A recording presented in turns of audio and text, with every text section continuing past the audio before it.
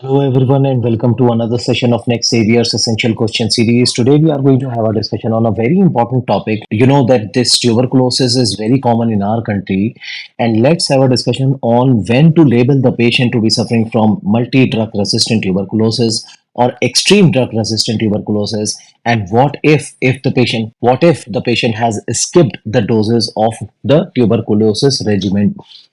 So you see, this is on day-to-day basis. You will come across these sort of the patients, and what should be your approach in order to make the diagnosis and how to manage these patients who are suffering from the likely diseases. So let's see one after the other. Imagine there is a patient who was previously treated for pulmonary tuberculosis, and after maybe 1 year, 2 year, or 3 years, he is presenting with the similar clinical features of the tuberculosis again. Now, is it considered to be the multi-drug resistant tuberculosis? This is exactly what we are going to find out. So we have converted the entire scenario into a MCQ, like a 36-year-old male with a history of pulmonary tuberculosis treated 2 years ago under the DOTS program presented with 2 months of cough, evening fever, weight loss, and blood streaked sputum. I mean, these all are the clinical features which are suggestive of tuberculosis. Now, he admits to missing doses frequently during the continuation phase of his previous treatment. So, there is also a history of poor adherence, and there is a possibility of the relapse the patient could be suffering from. On examination, he is febrile and is malnourished. The chest x ray shows bilateral upper lobe cavity lesion, sputum smear is AFD positive.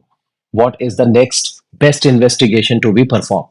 So you see, the topic that we are talking about is the multi-drug resistance. And obviously, when such a patient comes to you where there is a high possibility of relapse, where there is a possibility of treatment failure, and which could be because of the poor adherence, the first test is always the CB-RAT to rule out the multi-drug resistant tuberculosis. Now, why?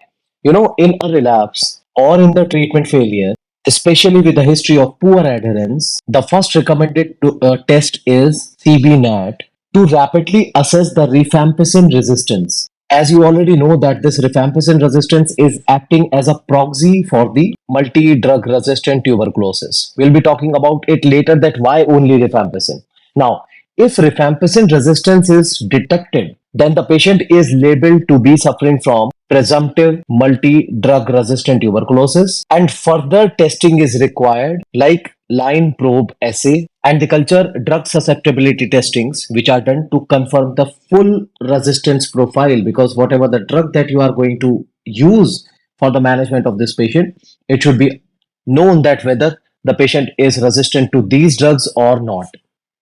Now, back to that same question, that why only rifampicin resistance is enough in order to categorize the patient to be suffering from multi-drug resistant tuberculosis. The reasons are multiple, but here are the two practical reasons. The first one is that it has a high correlation between rifampicin resistance and MDR-TB. Why? Because studies shows that more than 90% of the rifampicin resistant tuberculosis cases also have isoniazid resistance, which are the two basic principal drug in the management of tuberculosis. Now, this makes this rifampicin resistance a reliable predictor for the multi-drug resistant tuberculosis. So, if rifampicin resistance is detected, it is presumed that the patient is suffering from MDR-TB until proven otherwise. That is point number one. Point number two is that rifampicin resistance can be detected very rapidly by CB-NAT. If you look at this table, that the importance or the role of CB-NAT is that rifampicin resistance can be identified within the period of less than 2 hours. But if we go for the line probe assay, which eventually would be required once the diagnosis of the MDR is confirmed, then you have to go for the INH, that means isoniazid and rifampicin resistance identification, which will take around 2 to 3 days. Similarly, the drug susceptibility testing is required to look for the resistance of the second line drugs, which might take around 2 to 8 weeks. So this is the another reason why MDR resistance is presumably diagnosed when the patient is found to be resistant to rifampicin. So this is the answer for your question, that why rifampicin resistance is required in order to label the patient as MDR resistant. Now, once MDR resistance is done, once you have confirmed that the patient is suffering from MDR TB, now how to manage this patient? Now, if we convert it into a question sense, that X-ray shows bilateral upper lobe cavitary lesions, ZN staining is positive, CBNAT confirms resistance. So, what is the next best step in the management for the patient who could be suffering from the MDR? So, as you know, that MDR management is composed of two types of regimen. One is shorter MDR regimen and the other one is longer MDR regimen. Now, obviously, before starting this regimen, you should be aware of the indications that where exactly you will be starting with the shorter MDR regimen. So, the indication is that for uncomplicated MDR TB, that means there is no resistance to fluoroquinolones or no prior exposure to the fluoroquinolones. So those cases you can go with the 9 to 11 month duration of MDR regimen management.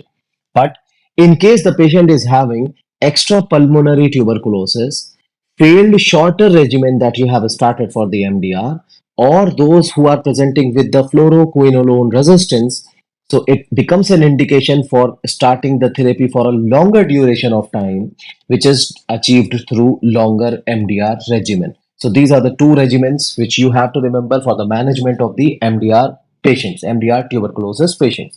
Now, let's see what all is there in a short duration management.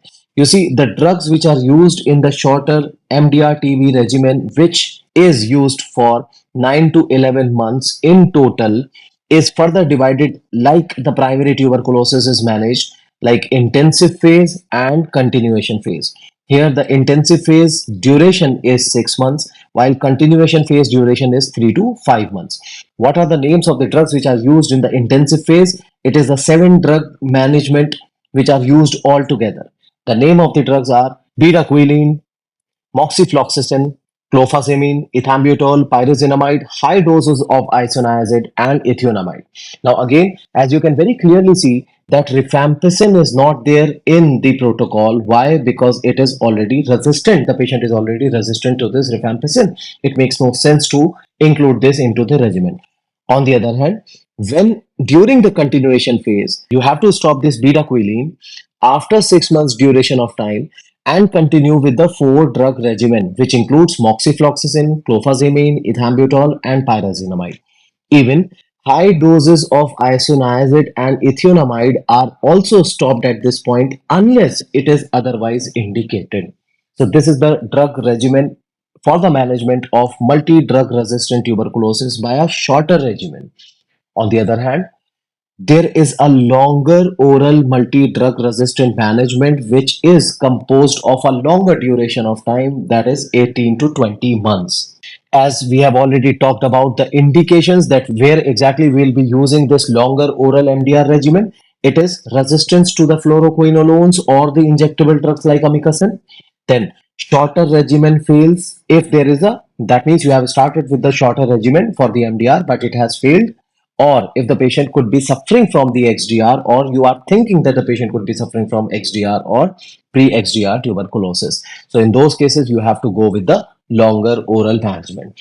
Now, the point is that what are the names of the drugs and how they are all included into these three groups. You know, for longer management, the drugs are included into three groups. Now, group A, that which includes the drugs that is essential to be included in the management criteria, which includes bedaquiline, levofloxacin, and linezolid.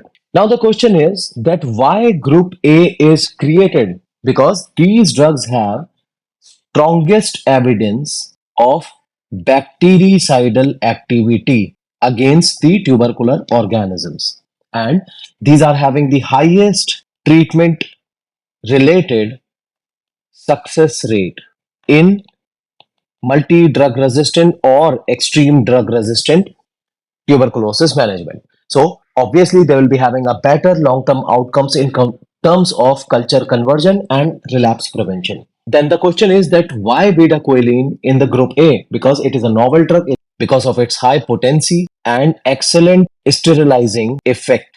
Another drug which is included are the levofloxacin or moxifloxacin groups, that means fluoroquinolones.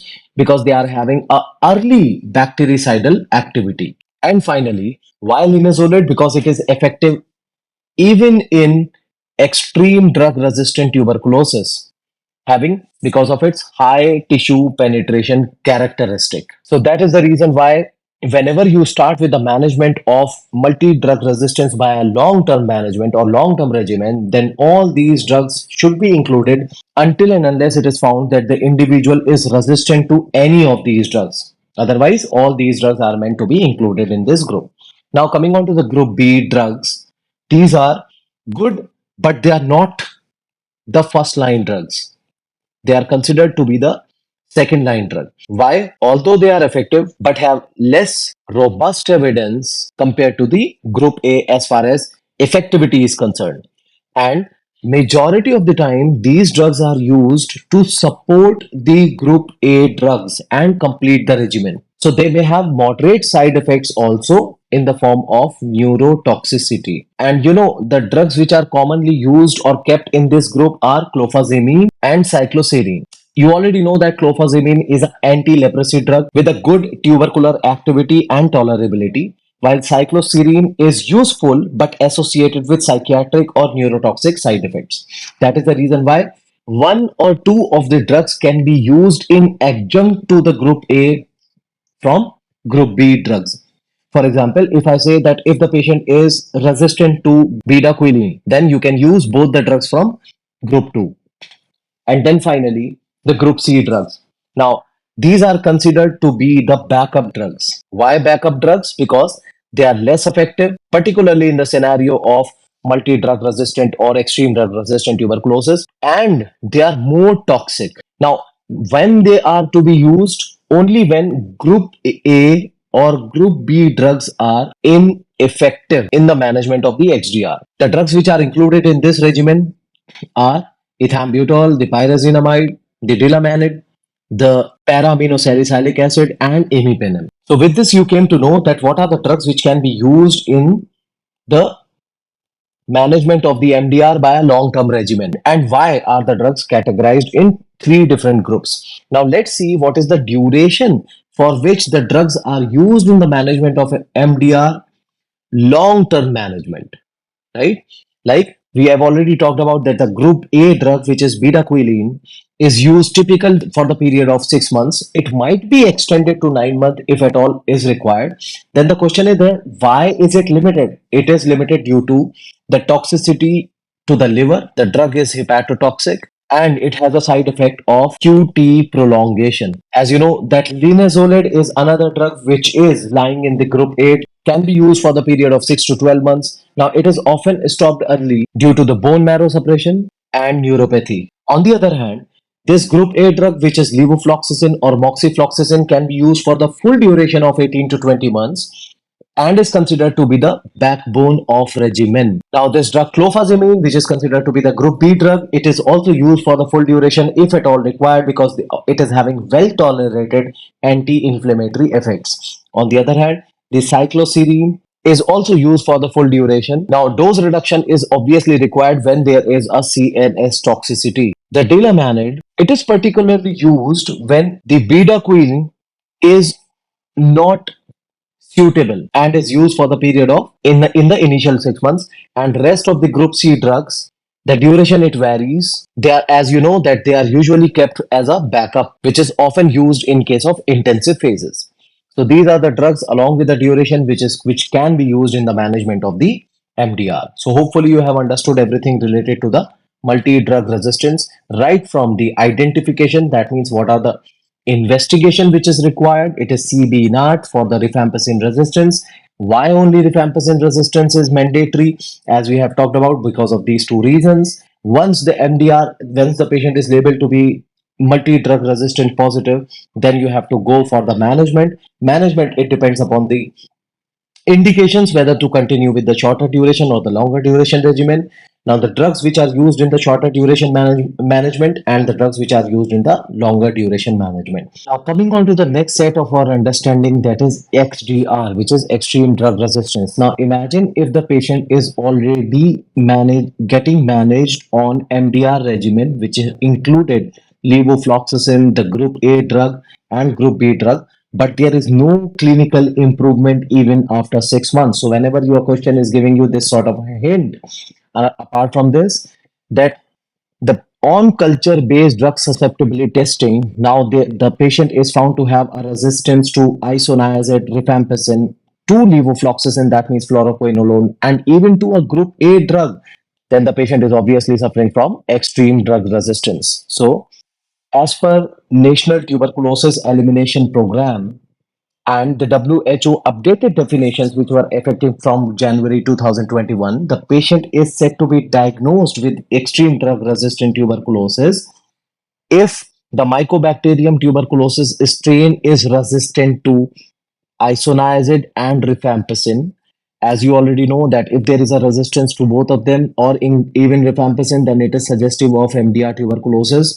But along with this, if there is a resistance to fluoroquinolone, that means either to levofloxacin or moxifloxacin, plus if along with the resistance to the fluoroquinolone, there is a resistance to any other group A drug, that is bedaquiline or the linozolid. So when these three drugs are a set of drugs are found to be resistant, when the Mycobacterium tuberculosis strain is found to be resistant to all these three set of drugs, then the diagnosis of extreme drug resistance is made. The definition is based on drug susceptibility testing results, which can be obtained through molecular methods like line probe assay or phenotypic culture based method.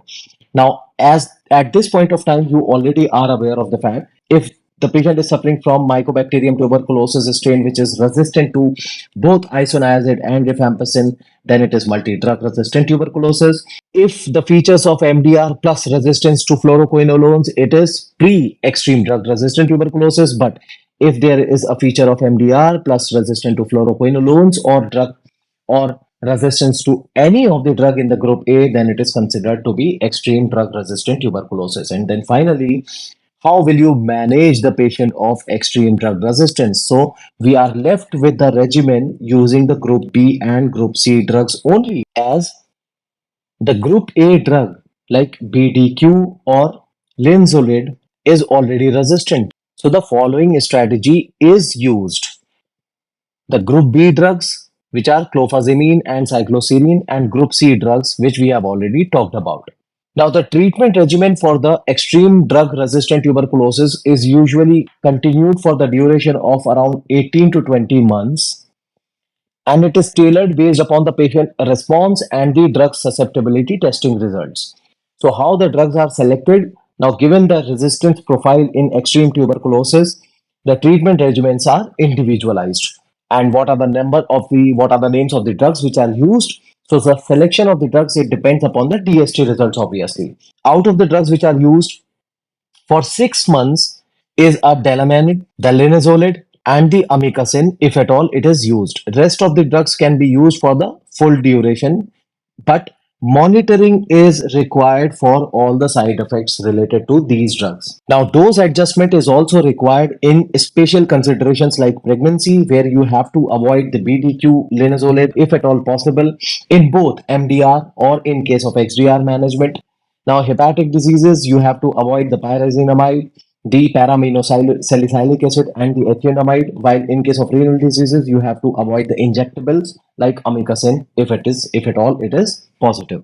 So, hope you have understood that what was required for you to learn in the extreme drug resistant tuberculosis. The first thing is identification, that what is the criteria on the basis of which it is identified, and the second thing is the management. So the criteria on the basis of which it is identified is this, that the three set of drugs, the the Mycobacterium tuberculosis strain is resistant to these three essential set of drugs, and the management is based on involving the group B and group C drugs only. And then finally, a very common clinical condition, that what if a dose is skipped by a patient who is getting managed by or under tuberculosis regimen. This is a very common phenomena which is seen practically. So what are the guidelines? Number one, that If there is a missed dose of less than 1 month duration, then you have to resume the same regimen and extend the duration to compensate with the number of days it was missed for. Scenario number two, that if the duration was missed for more than or equal to 1 month, but the patient was found to be clinically stable and the sputum is negative, then again you have to resume the same regimen but extend the duration by 1 month duration of time for this entire management protocol. Third, is that if the patient has missed the doses for more than 1 month duration, but the patient is now more symptomatic and the sputum is found to be positive for AFB, then you have to suspect the treatment failure in those cases and do CBNAT or LPA and switch to the appropriate regimen, because here you have to think that the patient could be suffering from multi-drug resistant tuberculosis and you have to start or add the drugs accordingly. And then finally, the fourth scenario is that if the patient is having a multi-drug resistant tuberculosis or any drug resistant tuberculosis and has missed any dose for more than 1 month duration of time, then obviously in that scenario you do not have to restart on your own. Refer the patient to the drug resistant tuberculosis center for full re-evaluation, including repeat culture sensitivity to know about the drug sensitivity testing. So these are the regimens, these are the possibilities that the patient could have skipped the dose based upon the symptoms and what you have to act accordingly. The special notes from the government policies are NICSHE, the system which flags such patients as lost to follow up. If a patient starts management, a new NICSHE ID is not generated, the previous episode is reactivated. I hope the session was helpful. In order not to miss any update, please join our Telegram group. The link is provided to you in the description.